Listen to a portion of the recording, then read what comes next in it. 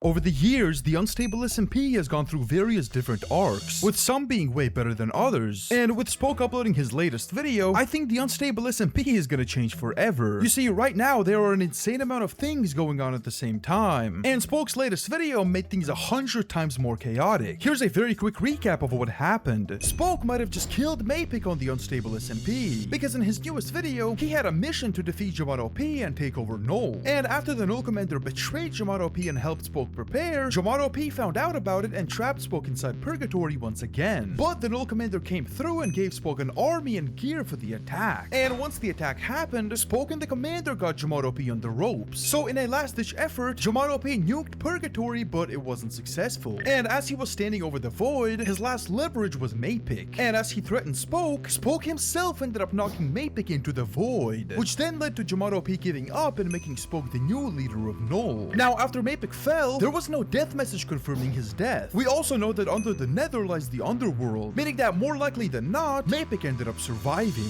So Spoke defeating Yamato P and becoming the leader of Null is absolutely huge. And Maypick falling to what probably is the underworld also creates an insane story that could happen in the future. Spoke also said this at the end of his video. In the next few days, I will show all of you why I will surpass Yamato. Why I will bring on the new era of Unstable. And trust me, we will leave this place behind and we will go back to the server spawn. Purgatory is over. Players of a greater purpose. And when we go back to spawn, we will show the rest of the server who we are.